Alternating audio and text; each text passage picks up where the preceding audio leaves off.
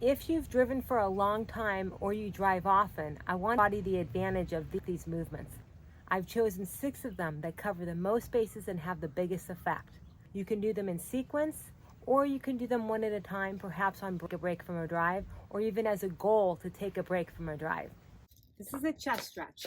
You could open up the window, put one hand back, whatever hand is back, that foot's forward, and you're gonna rock forward and back. This is for your chest. When you're driving and holding onto the wheel, we're closing in our chest and slumping. So stretching out the pecs, the shoulders, the spine is important. You do about 3, 4, 5 forward, step into it, and then swing laterally into it. Imagine, feel, and visualize that shoulder blade gliding towards the spine. Allow that shoulder blade to relax and be loosey-goosey. After several going laterally, turn your face, look down, and look up. You may feel this in the lower rib cage. You may feel this all the way up the rib cage, in the chest. To get out of it, turn and face out, and then proceed with the other side. Now, there's also, you could have your door open and doing it this way as well. I sort of like this handhold, so I'd rock forward and back. My fingers are gripping onto the windshield. There's a little lip there. After I go several forward, I'm going to step into it and I'm going to rock laterally. Laterally into it, just like that. And then I'm going to hold the lateral, turn my face, look down, and look up. This is wonderful for the shoulder girdle. The shoulders get really stiff and stuck from driving a long time. Turn your body, let the arm down. You can do the other side just like this. Grabbing on, rocking forward, stepping into it, going laterally. Allow the shoulder blade to relax and glide to the spine. Stop at the lateral position, turn your face, look down, and look up. About 3 reps of those head drivers. Then from there, I'm going to go ahead and put one foot in. I'm holding on to either side, and I'm going to rock forward and back. This is for the front hip. The front hip when you're driving gets tight because it's in a shortened position whenever we're sitting, and that can put a lot of shear pressure on your back. Then we're going to go right and left. So one of the first things I do after driving a long way is do this hip flexor stretch. This is a great way to do it.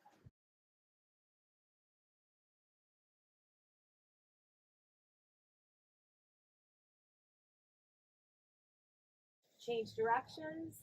So I went forward and back. I went laterally. Now I'm going circles. And now this last part's important. Look down at your foot. Make sure your foot's forward.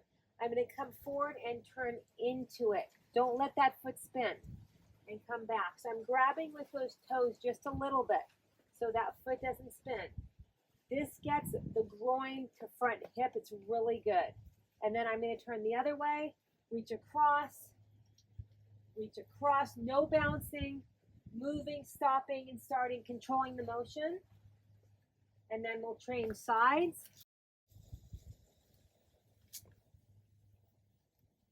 The arm of the stretching leg would reach up.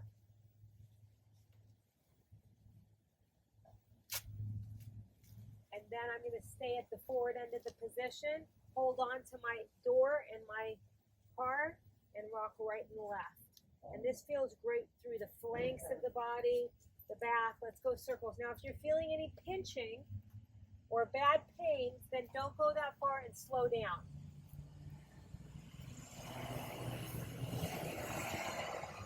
Look at your foot. Make sure it's straight. Don't let it turn out.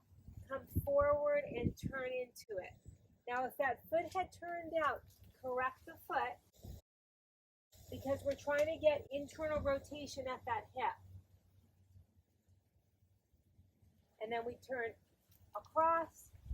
So the numbers aren't so important. You do it to where you feel ease.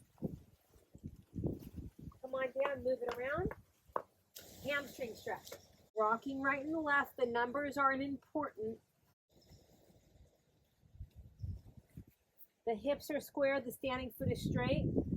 Turn turn the hips as you come down to the inside. I call this the inside diagonal. And then we go outside diagonal.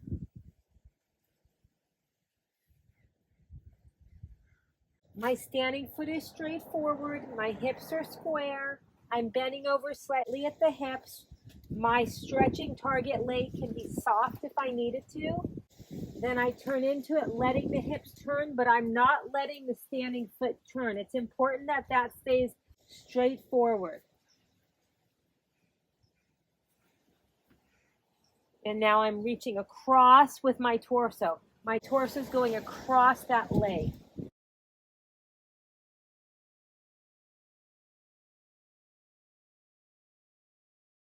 Circles. Those are really intense. You can really feel that when you do the circles.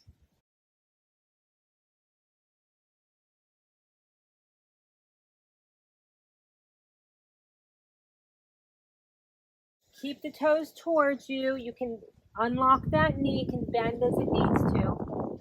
We're going to stretch your back and shoulders. Hang back, head down, torso down, come on up. Down, back, stretching out the shoulder girdle and the spine. This is great for the neck, the rib cage. I'm going to stay down, and look up. You can also do this at the tailgate. And then I'm going to rock my hips right and rock my hips left. So notice how my knees are slightly bent. They're doing the work. Then I'm going to turn my feet and rock into it. I'm pulling with one arm and pushing with the other. And I'm feeling this big flank stretch.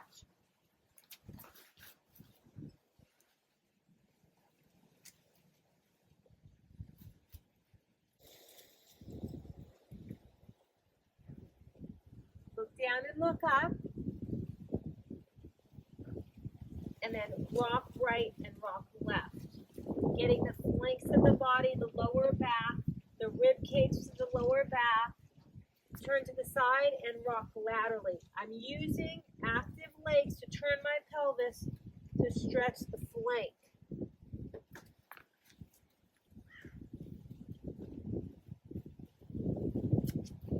You can also do a chest stretch here. 10 squats would be great. You can hold on if you're somebody who needs stability. Hold on to the car. You can hold on to the door. You can hold on to the door this way if you needed to, if you needed stability. Any of these ways to just get the blood flow, the nutrient flow, the oxygenation, and that's going to vitalize you. That's going to allow you to drive farther and safer. Last one I'd like to do is a rotation. Both feet are straight. I'm going to go ahead and rotate and rotate. I'm keeping my feet straight forward. That back foot is not turned out. Rotation just energizes the whole system.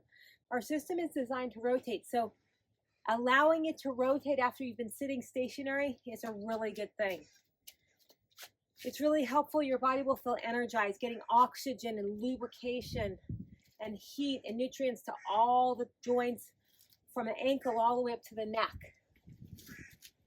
Another option, one foot forward, one foot back, that back foot straight. Turn and turn. If you need more stability, this is a nice way to do it. It does all the same benefits.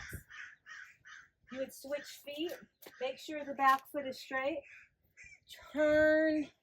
Now what I like about this one is having the leverage, the traction of the car allows you to turn even more. And what that does is it really turns the ankle. You really get a big ankle turn there. You are awesome.